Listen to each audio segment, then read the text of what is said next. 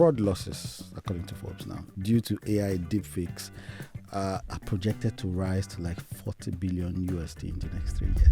Now we should start looking at digital security. How do we identify deepfakes? It's a bit different from how do I identify malicious traffic in my network. So I don't think any security strategy would be complete these days without an AI strategy. So if they understood what could go wrong, for example, in video calls, they will be able to look out for them.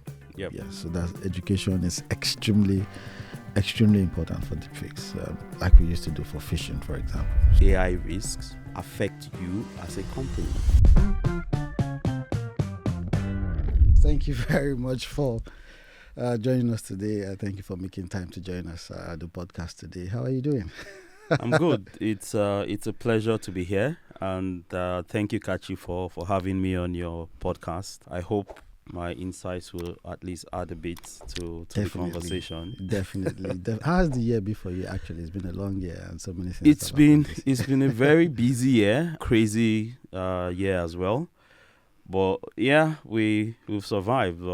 Counting down to the end of the year, there's been a lot of achievements, a lot of challenges, and yeah, that's what we do. It's not easy to be a global CISO, but thank you for joining us. And hello, everyone, to our listeners. The Cyberkach Podcast is back, where we always bring cybersecurity to your fingertips. This is another episode. And today we will be talking about some of the current common challenges we face in cybersecurity, which is managing AI security risks, especially in this current time of generative AI. My name is still Kachi. I'm your host on the Cyberkach Podcast. Definitely, just for some context, we all know that practically everyone has access to some sort of AI tools. Very common these days. And as much as they help us to work better or to be more efficient, there's also some risks that they bring. And that's what we'll try to discuss today. So joining me to go through that is someone who's used to these challenges, Charles Onochie. Charles is the Vice President of Information Security and Global CISO at GAN. Must be a very busy role. So, I guess. Yeah, so welcome, Charles. Charles, please say hello to our listeners. Thank you very much. And hello to everyone out there.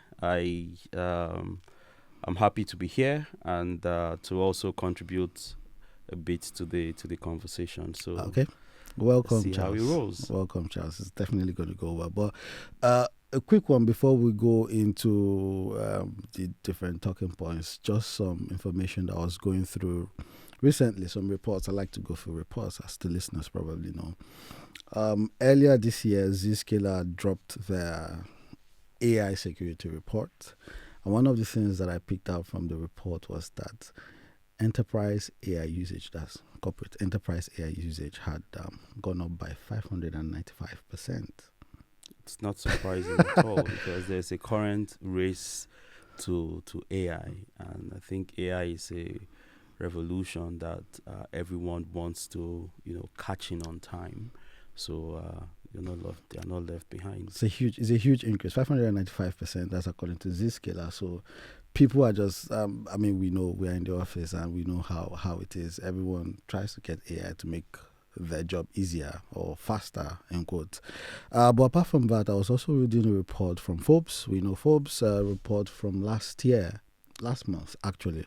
A Forbes report from last month, which was that fraud losses, according to Forbes now, due to AI deepfakes are projected to rise to like 40 billion USD in the next 3 years. It's a huge number. And in just the next 3 years, that's 2027. Of course. Yeah. So there's actually been a lot of fraud losses this year. So that, according to Forbes, is their projection. And then one final one, Pillar Security, the state of attacks on Gen AI report, stating that 90% of successful AI-based attacks result in sensitive data leakage. Yeah, so the thing with AI is that it multiplies speed and scale. Definitely. So you would expect that we're going to see more of these big numbers in in the time to come. Yeah, it's definitely a big deal.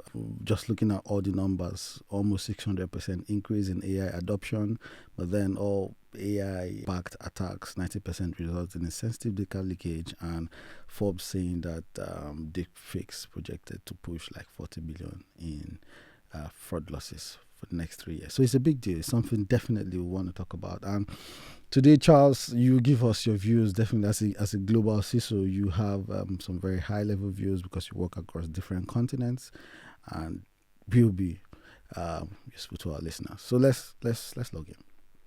So we've seen the remarkable achievements, ChatGPT, Claude, the different AI platforms, and how they help people work better. So just to start, we'll have to start from the beginning. On the flip side, what would you say, what would we say, Charles, are the biggest security risks emerging from these technologies, these AI technologies? Yeah, I would like to start by saying that it's not all doom and gloom because AI is like a two-edged sword. Mm-hmm. It comes with a lot of huge potentials for businesses and huge potentials for security as well. But the scale at which it contributes positively to businesses and security, I think at the same scale, it introduces a lot of risks and threats as well. Mm-hmm. And one of the things that we need to be aware of at this point is that, the landscape is changing. The landscape is really changing with the introduction of AI. And AI introduces some risks in terms of how threats are actualized, and AI also comes with its own inherent risk as well. Mm-hmm. Definitely. Because in terms of the threats from AI, we see a lot of automated threats, and AI having the capability for cognition means that some things that would have been done by humans at a much slower pace can now be done by AI at a much faster and maybe even more accurate rate. So you mean some malicious things now? Yeah, some malicious things. So let's even start from some of the basic things. Mm-hmm. Let's look at like phishing emails.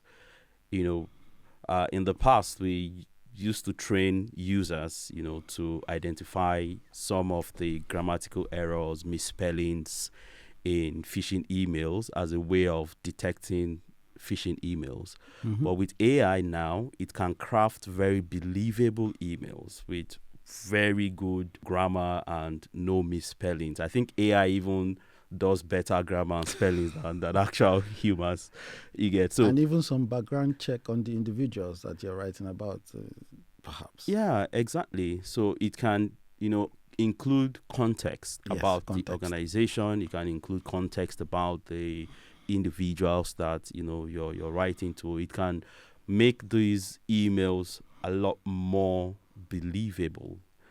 And we also have threats coming from AI. You mentioned deepfakes. Mm-hmm. So deepfakes contribute a lot to financial losses. It also contributes a lot, apart from the everyday cybersecurity threats that we deal with. There's a lot of disinformation. If you go to the political space, just finished the U.S. elections and a lot of other elections that have gone on of late. There's been a massive increase in disinformation, using deepfakes and all that, pushing narratives that actually influence the outcome of elections. I think that's to another scale. Even the deepfakes, if we come back to the workplace, even the deepfakes get to be used in offices, because just like Forbes was writing about losses from deepfakes, some fraud has happened using maybe deepfakes of CEOs or deepfakes of individuals, even this year. Yeah, so I think there are reports of a particular case where a company executive paid out about 200 plus. I can't remember the exact amount now, but over $200,000 was paid out by a company executive over a meeting with deepfakes of other company executives. So you can see that there are financial losses apart from even the what we talked about, the disinformation and all that. And these are threats to companies. So I think we should, as security professionals, we should start looking beyond cybersecurity to actually looking at digital security, because the way we've done cybersecurity, now we should start looking at digital security. How do we identify deepfakes? It's a bit different from how do I identify malicious traffic in my network. So there are different technologies that, and different ways that we would have to detect this. Yeah, that's interesting. I actually wanted to point or give some more context to the phishing. You mentioned the deepfakes. There is a platform that earlier in the year I had seen, Fraud GPT, which just sounds a lot like Chat GPT, that helps people to write better phishing emails, and also even to small scripts, malware scripts. So you don't have to be a professional to get all of this in. So it just accelerates efforts, both for the good side and the bad side. Apart from that, though, Charles, there's also direct threats or risks, in quotes, from AI, like data management, for example. You get, so if you have your organization and maybe you use an AI platform that ingests your data, so what exactly are you setting? How much are you setting that the data will be used well? Because it's used in training the platform. Will it be used in training the platform or just for processing your data for you? A lot of the big players in the these days, we talk about generative AI a lot, because I think that catapulted the whole AI revolution. So a lot of the big players in the generative AI space would tell you that with the free versions, they would use the data to train the models, and with the paid version, then they say they don't use the data to train the models. So they say so. We have to trust them. Well, so please finish.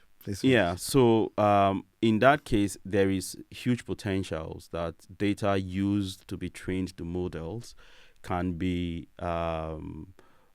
exposed through specific prompt engineering, like injection attacks. So if you input confidential information about your company or company sensitive information, and it's used to train the models, so there could be some kind of prompt injection attacks that could make the AI model to spit out the data that it was trained by. Yep. And you mentioned something, I'll just dial back a bit about the use of AI in developing malware scripts and all that.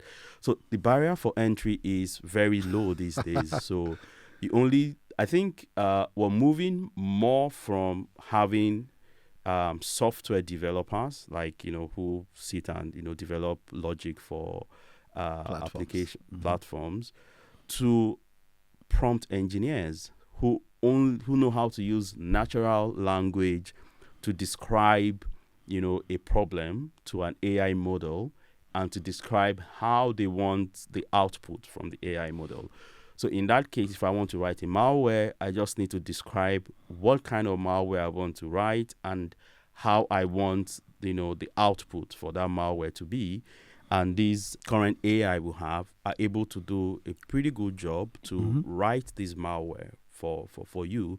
So in that sense, dangerous thing about the AI-driven malware is that these AI systems, like we humans, like we have DNA, right? And within our DNA, we have certain limitations that we cannot alter, right?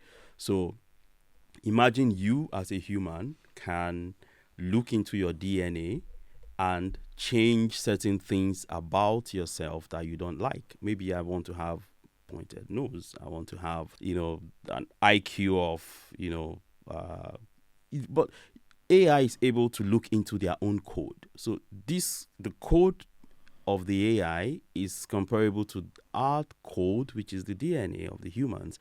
So AI can look into their own code, identify the weaknesses in their own code, write their own code to improve how they do things. So what it means is that with signature-based detection of malware, it will be a lot more difficult to detect AI-driven malware, because the AI can rewrite its code that will continue changing its signature every time it needs to be deployed. So if you have signature-based detection, so that means that you might have like signature of this malware, and the next time the malware is going to run, it has rewritten itself, and you have a different signature, and it becomes more difficult to detect the malware. Definitely, that's those are very good points, I would say, because it's intelligence. So Yeah. if you have to match it, you also have to be intelligent. But looking at a few other things, Charles, you work in the gaming industry, for example. Are there some specific AI security risks that pertain to your sector? I mean, generally, we could ask about all the sectors, but which we just discussed, but maybe one that's just in your sector that you may have seen or heard about. I think for the gaming sector, there's a huge potential for fraud using AI. There's a huge, potential to beat like, current, gaming technologies. The AI is good in ingesting a lot of data and trying to find, certain patterns and trends, So this can be quite a challenge for gaming, the gaming industry. So we need to ensure that, our random number generators we generate like the outcomes of games has to be really random and unpredictable to the AI models. So this is something that could affect the gaming industry. We've seen a lot of automated attacks in terms of like account takeover, attacks, bot attacks.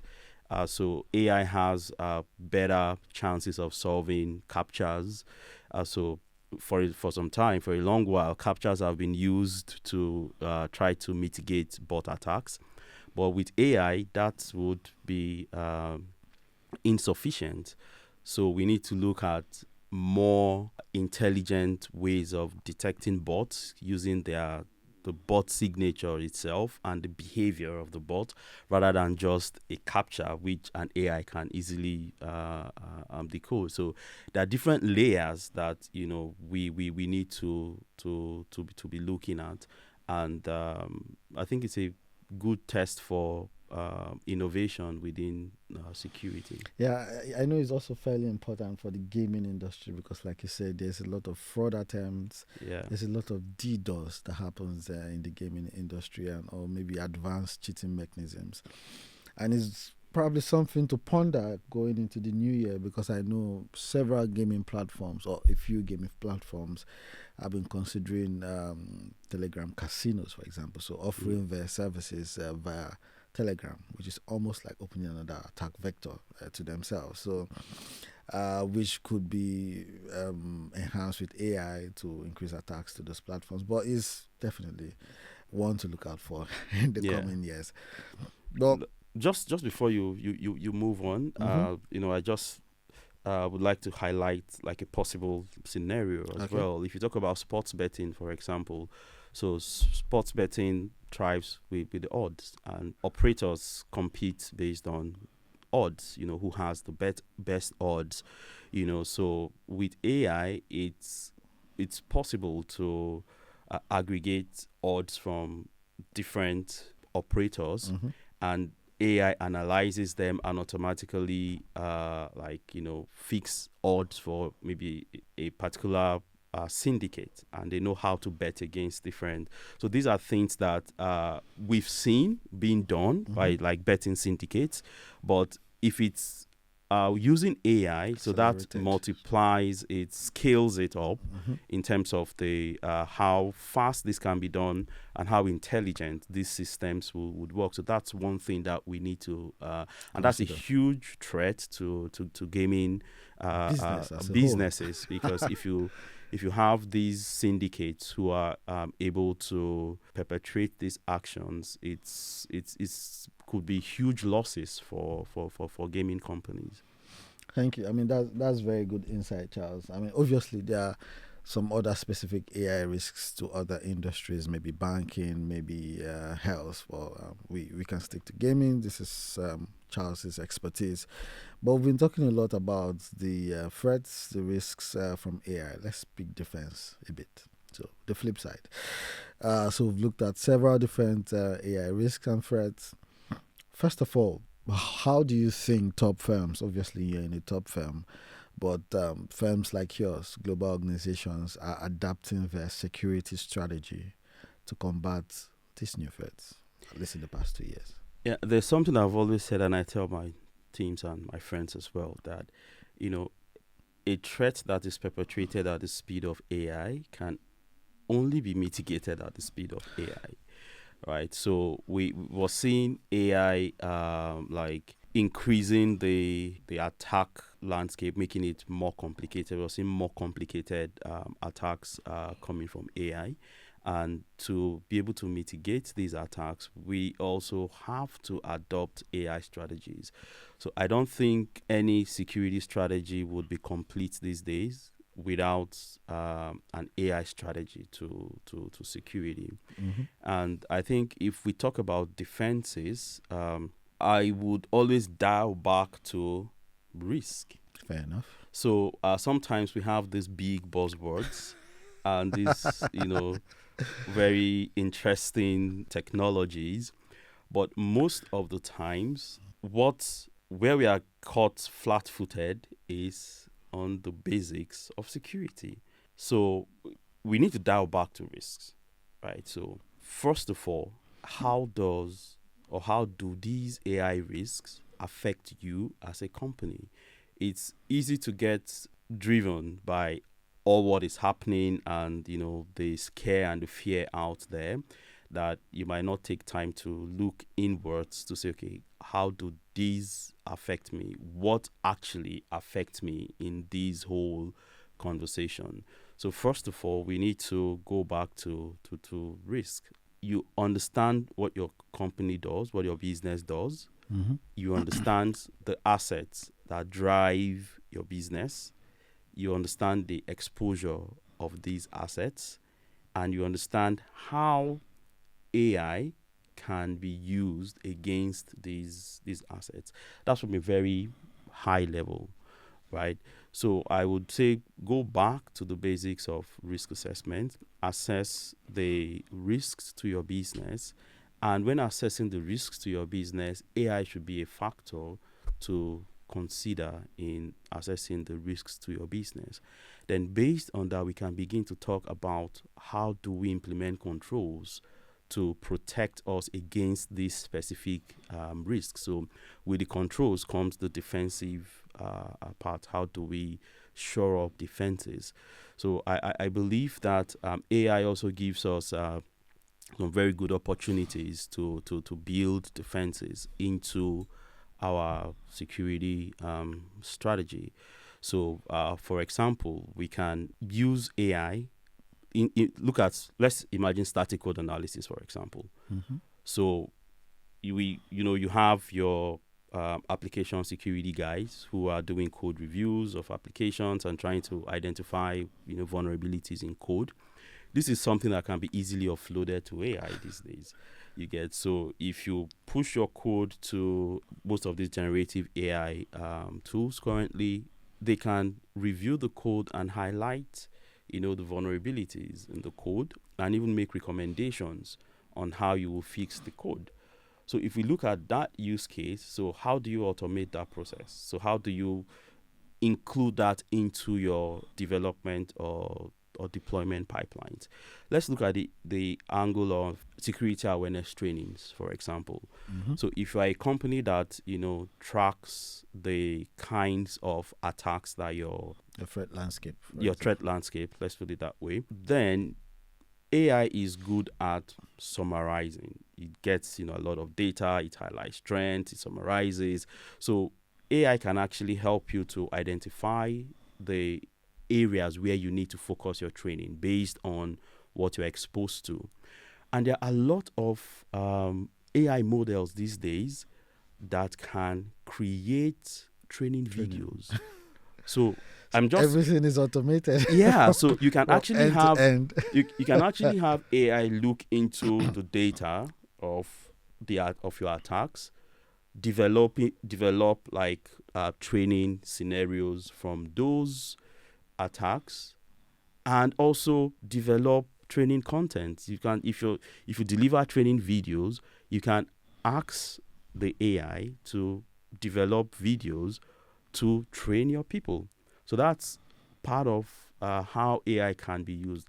Now, I'm not sure how developed all these technologies are, because we must also put a disclaimer there. But there's an obvious trend to where this is going to. They keep getting better. Yeah, Obviously. I was reading about is this Sonora, like the open AI video generation. I think it's Sora. I need to check that. I will check Mhm. that. That's the AI video generation model From OpenAI? OpenAI. Mm-hmm.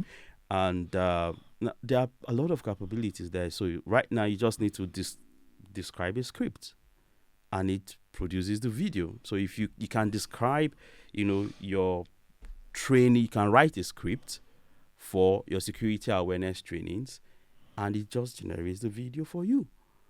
So yeah, how robust these are and how usable the outcome may be, at this point we can have that conversation, but it's definitely a trend that we're seeing. So both image generation.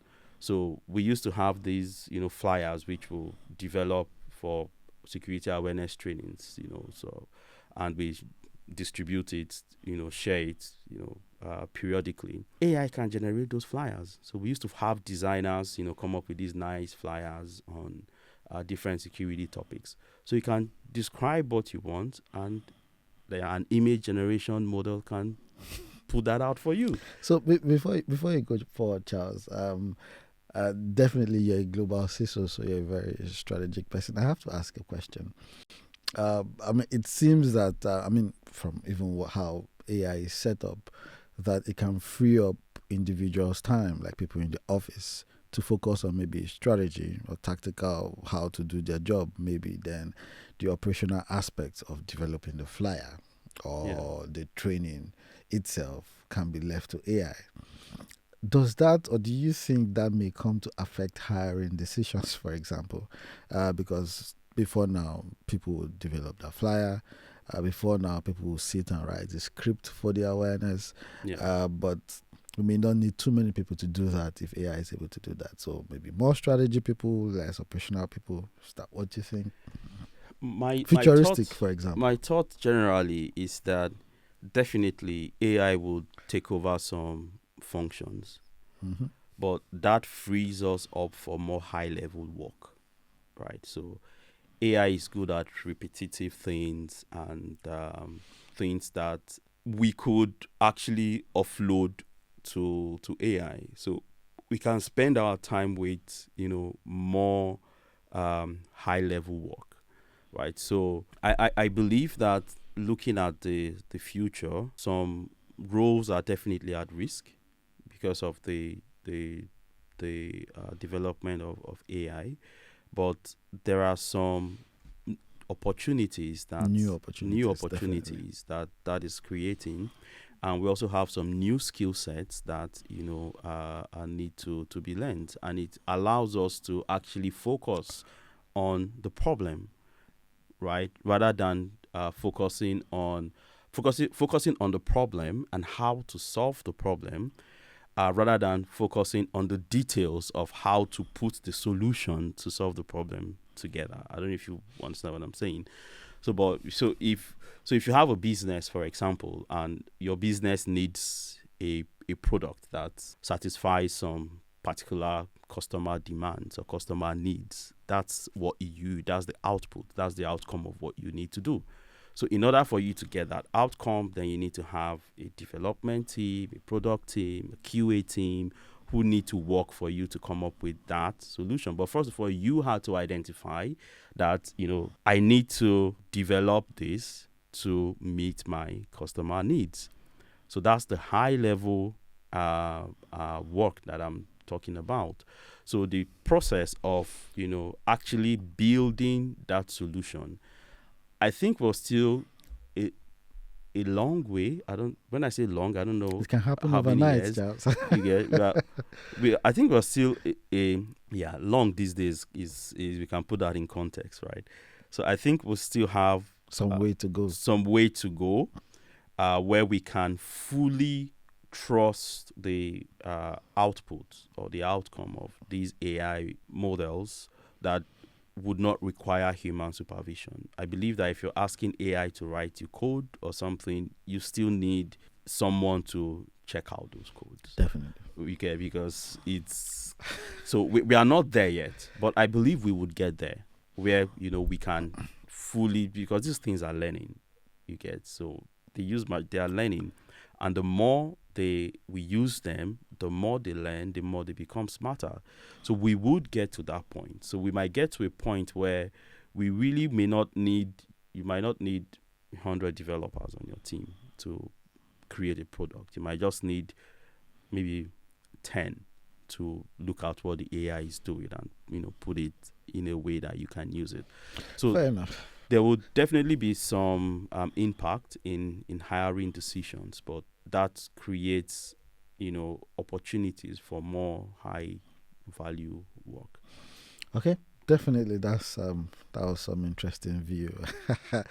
Taking more focus to the strategic work and allowing the AI do some of the lower level part. So the next question, I know, like you had said, there's still some way to go, but does your team in any way, I mean, you manage a huge team, Charles, but to your knowledge, does your team in any way use AI to improve defense? Or, I mean, how would your team do that? So first of all, I think for every company, we need to start from having at least an AI policy. Mm-hmm. You get, so that should be where, like, the basics. So the company, like, have to determine how they want to approach AI. I think for most companies who have not done that, because whether you know it or not, people within the company are using AI. Mm-hmm. And the thing with not creating a strategy around AI for the organization means that different people are going to use it in ways that might not be the best for the organization. So it's good early on. So for most organizations out there, if you haven't done that already, I think it's something to consider. Put together an AI policy which defines how you're going to use AI, what is acceptable use of AI in your organization, and what is unacceptable use of AI in your organization. So things like how much of data, what kind of data do you want to feed into your AI models? Also, if you're going to use AI in development, for example, there is the question of the intellectual property ownership of that. Mm-hmm. So I know a lot of companies have come out to put out like indemnities to say that, if you use our AI, you can, keep the intellectual property and all that, but it's still a legal question that needs to be answered. So I think there are all that should be considered within your AI policy to say, okay, how do we want to use AI?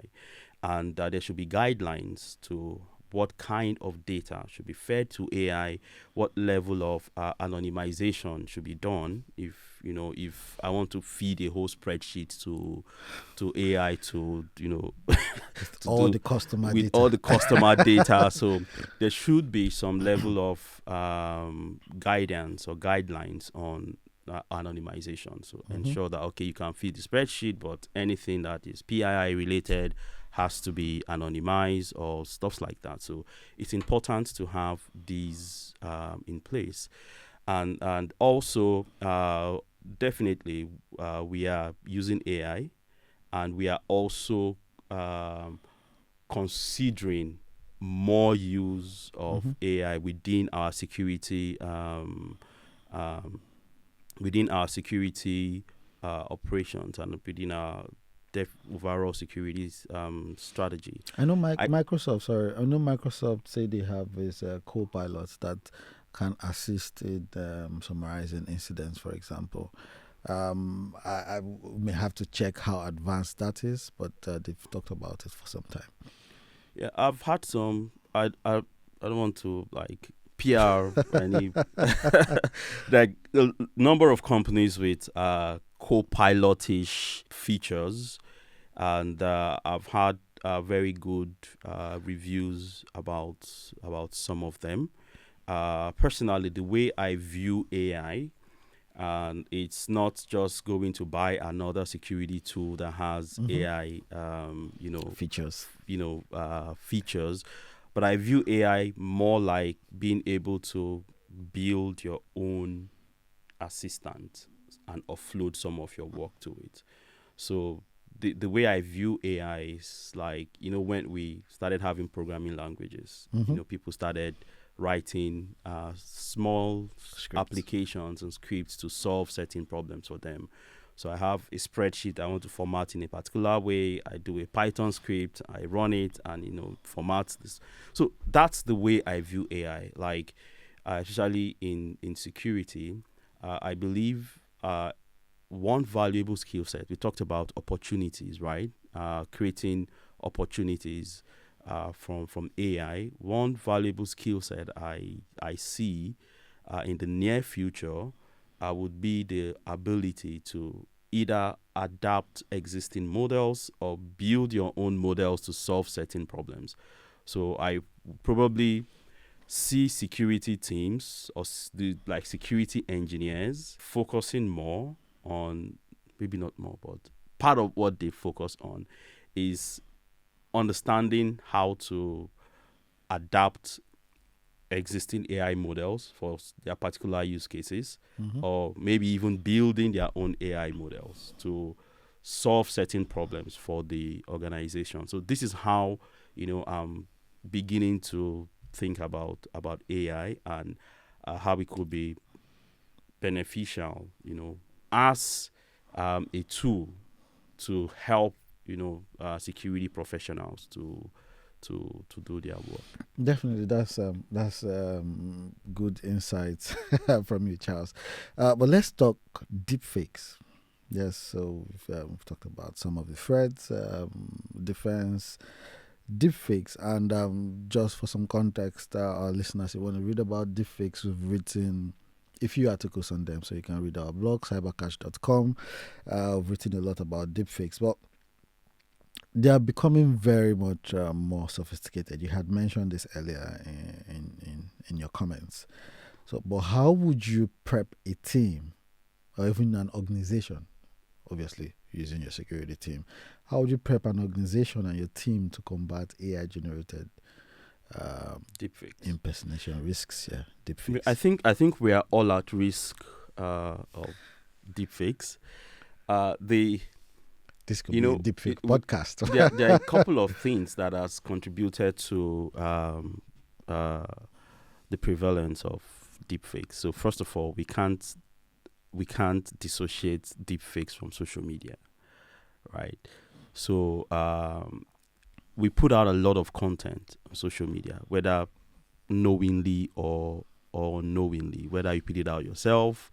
I believe we all have social media trace. We have pictures, we have videos, there are like even what we're doing now, putting out this content, you get. So it's a potential vector, because someone can then clone your voice, someone can clone your facial expressions, your mannerisms, and use it to train a model that would output you. So it's something that we need to be aware. So it's not like deepfakes, it's it can only affect certain people. I think that's one thing about cyber attacks, the perception that attacks would affect some certain people. No, we are all at risk. When it comes to deepfakes, we are all at risk. We are putting out content, and these contents can be used to clone us in that sense. So The first thing about I would say about deepfakes is that education, paranoia. I think paranoia is a good thing. There's a healthy sense of paranoia. Suspect everything, and try to verify everything. You said paranoia. My first role, I was an IT auditor.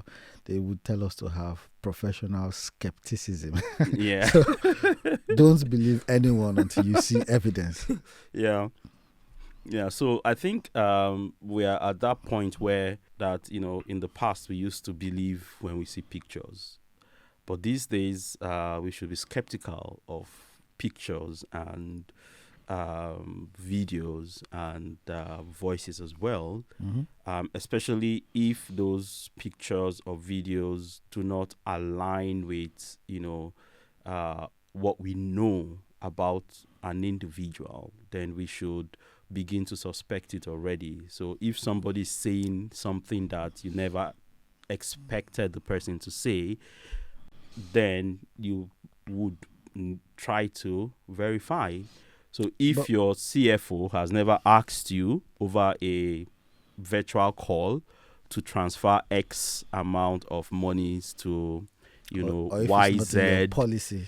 exactly, if it's not in your company policy. So I think we need to be more process focused, define processes. We need to verify things. So if you see your CEO over, a virtual call with your CFO asking you to do something that they've never asked you to do before, then try to verify. So this is the kind of education that we need to start giving. So paranoia is very important. Then there is also the aspect of using AI to detect AI. So I know there are deepfake detection software that are out there. They might not be 100% accurate, but trust me, 70-80% is better than nothing. So for companies who have a huge risk, it all comes down to risk again for deepfakes affecting their business. So if you're a company that never uses any of these virtual meeting tools, you always have physical meetings, then you shouldn't even bother. It's not It's not an attack vector it's not from that perspective. Exactly. So, but these days we have like the remote working. We are all, catching up on a video call, multiple times a day. So that is a vector right there that I could be talking to my boss, but it's not my boss. You get? So we could be receiving, okay, deepfakes is pretty much more about videos these days. So phishing is another thing, but deepfakes works hand in hand with phishing, right? These are all social engineering attacks. So I think education is important. Probably the most important, I would yes. say, to be fair. Yes, then the use of technologies. I've seen some people putting out some trainings on how to detect deepfake, how to check, that the light is even, and that's also something to explore. But I think that those techniques may not be effective for much longer because the platforms will get better. They will get better. Deepfakes At faking. So I would agree with you when you say education, because if people understood what could go wrong, which is the basic question in risk assessment. So if they understood what could go wrong, for example, in video calls, they will be able to look out for them. Yep. Yeah, so that education is extremely, extremely important for deepfakes, like we used to do for phishing, for example. So yes, I completely agree with you. Third-party risk management. Yep. Now, this one is fairly interesting because Charles, you work in a big firm, in the global CISO, you've done everything you can to improve your defense, to manage AI security risks around your firm. But you have some suppliers. Now, because several organizations use AI and sometimes in their tech stack, your suppliers could also be using AI in the tech stack as they provide services for you. Do you think, or do you have, do you think there will be an approach, or do you have an approach to assess and manage these external AI risks? Not coming from you now, but from your third parties.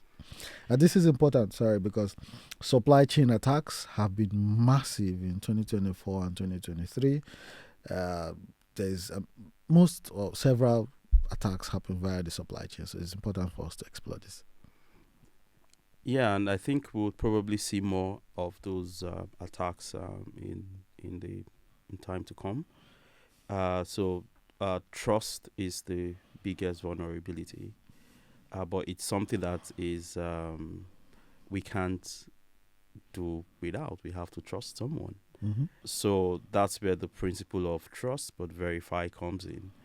Because you as a business, you have your core business, and in order for you to meet your business objectives, you have to, let's say you're solving a problem, right? Mm-hmm. So in order for you to solve that problem, you have to rely on other people who have solved other problems, Mm-hmm. for you to achieve your business objectives. Let's say you run a retail outfit, for example, right? You have to rely on people who have solved the problem of logistics for you to be able to get your products from your shop to the guy who ordered somewhere online. So these business relationships have to be done out of trust. So I have to trust you with my customer's address for you to be able to deliver goods to my customer who has ordered something. So this trust means that we also need to share data. So and that is where like you've rightly stated, you can be close to 100% in your own Internal security, but you have no control and you hardly have visibility over the security and internal controls of the partners you work with. So one approach which a lot of companies have taken is to rely on third-party attestations or certifications. So you might want to ask your suppliers to, answer a questionnaire to provide insight about, their security. You might want to ask for their SOC reports. You get switch details like, their security controls, and a third party actually auditing all those controls and attesting that, okay, these controls work, are properly designed and they work effectively to meet the control objective. So what I'm trying to say is that we've had methodologies, right? So AI is probably something new, but we can always leverage traditional approaches, to some of these things. I think it will take, I don't even know if it's practical for you as an organization to carry out a full-on AI audit of a supplier you want to use. So the good thing is that recently within this year we have the EU AI Act, which provides a kind of framework for risk assessment for AI producers and AI users. I think that is probably a framework we can leverage on. Because it classifies the organization's AI usage or AI products by risk levels. I think there are 4 risk levels. There are 4. Now. There is acceptable, there is high, there's limited, and then there's minimal or no risk. So there's unacceptable, which is, I think unacceptable is prohibited. Yeah, so there's unacceptable, there's high, there's limited, yes, and then there's minimal. Yeah, thank you for correcting that. So, and based on the risk level of these organizations, there are certain controls or certain measures that have to be taken by those organizations. So first of all, understanding the risk level of your AI suppliers. So this is still a new regulation by the EU. I think the details of how these things will be worked out, we would see in the days to come. So the actual processes or procedures that will be followed to establish those risk levels. There are lots of legal firms that are writing articles. There are lots of people who are exploring the AI Act and trying to break it down into more actionable steps. So I feel that with something like that, it gives us some kind of a framework that we can leverage on. But it doesn't take away from finding out from your organization, from your suppliers, Partners. how they use AI. And so we should probably have some kind of questionnaire which we develop to find out how they use AI. And I think this would mature in the in the months and years to come. But I think we can leverage the same kind of methods we have used to for other non-AI risks. I completely agree. I know in the past months I've had to have conversations with a prospective vendor on how our data will be used, because they say we use data as part of training. So if you're going to use our data for training, is it just going to be available to us, or will it be available to others who may be our competitors? That's the product of the training, for example. So also, how secure how do you do your anonymization, for example, when you are using this platform or data for training? So I've actually had that conversation in the past months. But yes, I imagine that the procedures or the techniques for checking out third-party management or use of AI will improve, because a few years back, ways to assess external or third-party security posture got better. Yeah. There are several platforms now that you put in a domain and they tell you, oh, this is how this organization's security posture is from the outside looking in. So you can go to them and say, oh, I can see your security posture is XYZ. Why is this so? So you're already speaking with your prospective third parties from a position of some knowledge. Yeah. And then so obviously it gets better to have conversations like that. I imagine it to get like you said, how to explore this for AI will also improve in the coming years. Yeah. Speaking of the future, though, Charles, because we've talked about the future a lot recently, what then do you think will be the next big challenge in managing AI security risks? I think the nature of AI itself. So AI, like we have today, is driven by machine learning. Mm-hmm. And the whole concept about machine learning is that it learns and it gets better. Fair enough. You get? So I think that the nature of AI means that we're going to have much more intelligent systems. And having much more intelligent systems only means that we're going to have more sophistication in the kinds of attacks that we're going to see in the months and years to come. Mm-hmm. And we're also going to see an increase in the scale of how these attacks come. Technology has these effects. When we started with cloud computing, came with a lot of benefits, right? But it also came with a lot of risks as well, and it lowered the barrier to entry. So before cloud computing, we didn't have ransomware as a service. So now we have everything as a service, right? So we have everything as a service came with its own benefits, right? Software as a service. But now we have ransomware as a service, we have malware as a service, we have phishing as a service. So everything as a service. So technology has a way of coming with the good, the bad, and the ugly, right? So as we enjoy the good, we should be ready to deal with the bad and the ugly. And in case of AI, I think we would need to have to leverage AI to deal with the sophistication that we're going to see in AI. So if you're out there and your company is not looking into integrating AI into your security strategy, I think it's a good time to start looking into it, because we're going to see a lot more sophistication in the years to You've already actually started answering the last question I was going to ask you, which was advice. I'm definitely a vice president of information security, global CISO, and you work across multiple continents. So you've seen this kind of threats, and you've been in meetings where you are trying to predict what will happen next so that you're ready.